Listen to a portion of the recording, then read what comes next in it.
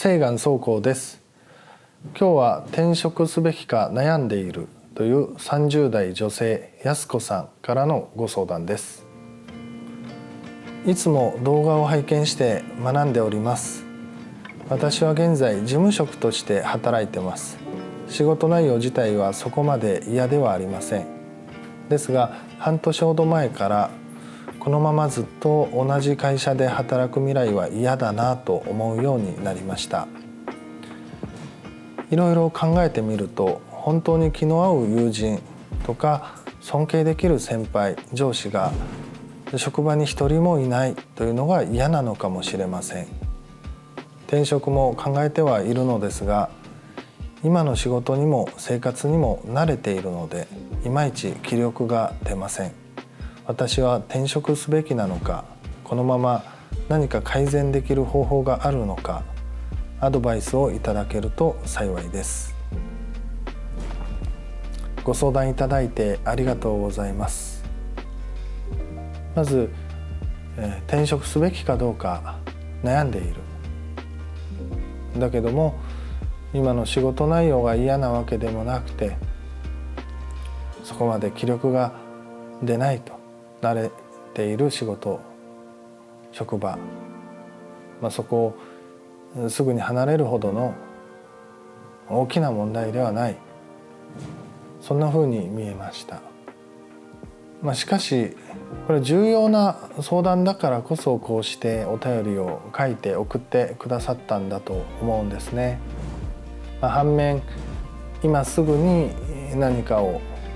どうにかしなきゃいけないという緊急度合いは低い。素晴らしいなと思いました。私たちは大体ですね、緊急性のあることに追われて日々を過ごして直前になって大変なことになりそうだというところで問題と向き合ったりすることが多いんですけども、こうして緊急性はさほど高くないんだけど、自分の心が未来を考えた時に嫌な気持ちになるというね、そういう本質的な重要な問題にご自身で向き合われて今相談くださっていると、非常に素晴らしいことだと思います。ぜひ一緒に見ていきましょう。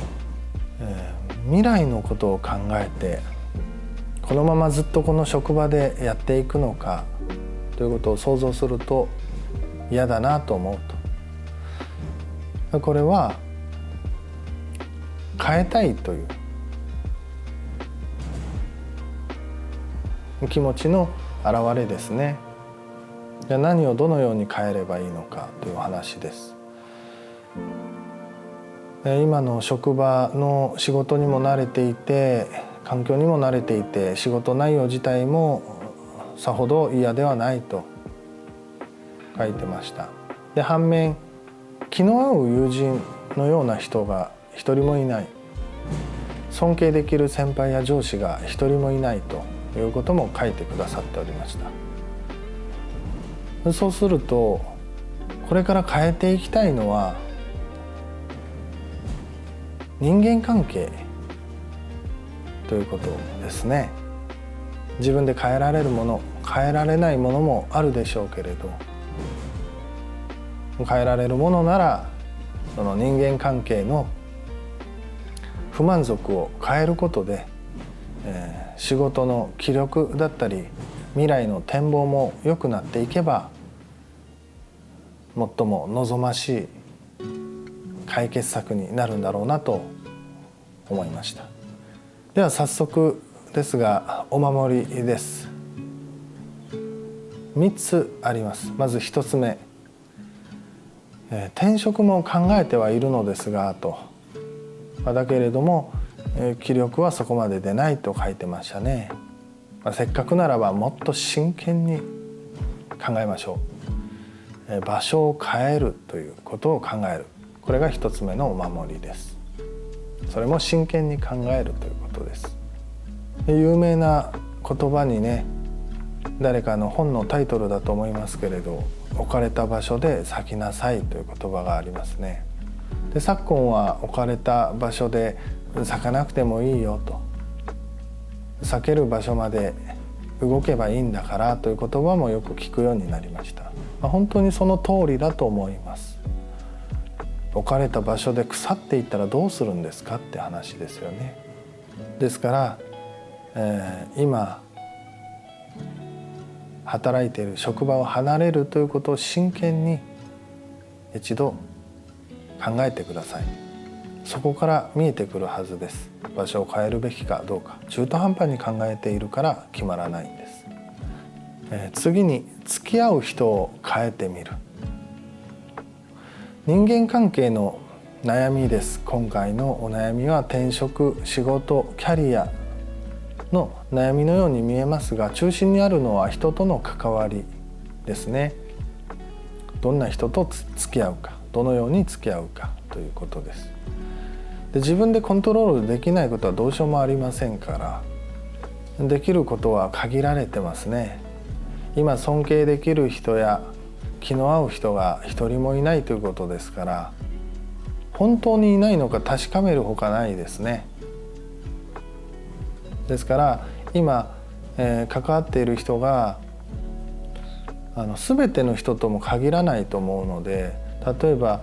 その会社のお仲間が10人であれ100人であれ、あまり話さないなとか気が合わないなと深く接することを避けている人がいるかもしれません。で、あえてそういう人とも関わってみる。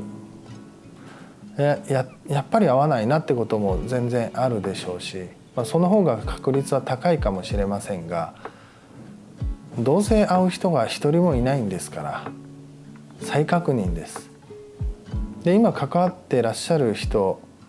とももう少し踏み込んで関わってみる。食事には一緒に行ったことがないなっていうんであれば一度誘ってみたりね、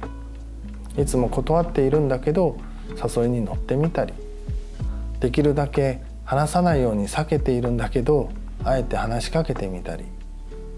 笑顔で挨拶をしてみたり、今もやってらっしゃる人にはやりようがないかもしれませんので、そんなにしてないなっていう人にはどんどん積極的に関わってみるということもやってみてください。ずっとやるわけじゃないんでね、再確認の間だけだと思ってやってみると、案外人は見かけによらず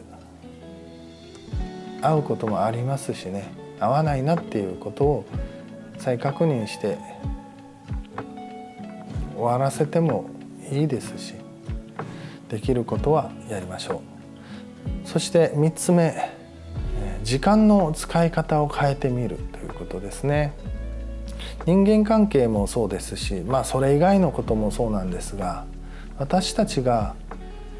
コントロールできるさまざまなことの中で、どこでも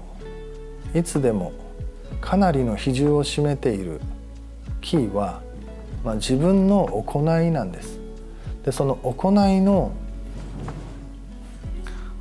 矢印の中で一番分かりやすくコントロールできるのが時間の使い方ですね。もっと優しくしてよって、関わり方を変えようとすると、今も優しくしてるよって、優しくってどんな風にちょっと分かりにくいんですね。抽象的になります。そうじゃなくて、1日5分取って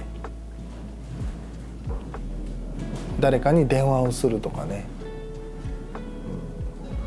例えばお昼休みの食事の時間の後15分だけ一緒に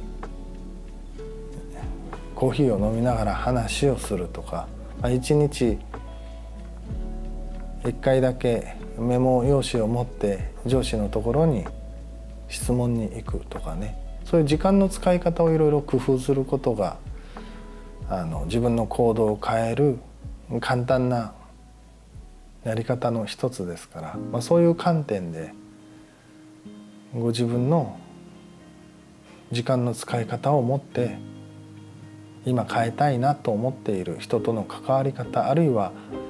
素敵だなと思う人を探す方法を作っていきましょう。今お伝えさせていただいたお守り、職場を変えるということを真剣に考えて、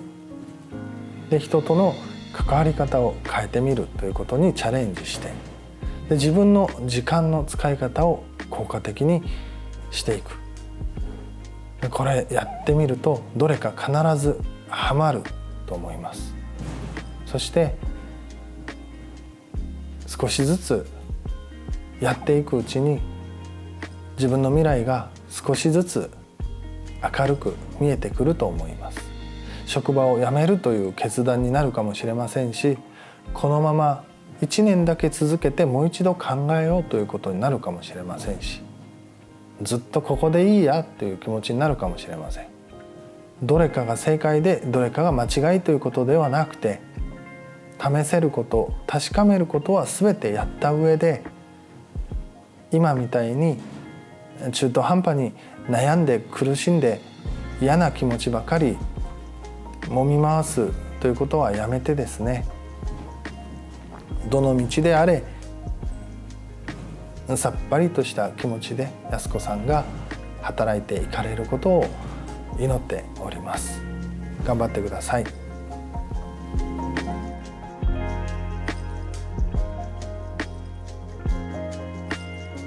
安子さん、そして動画を最後まで見てくださった皆様に心から感謝申し上げます。ありがとうございます。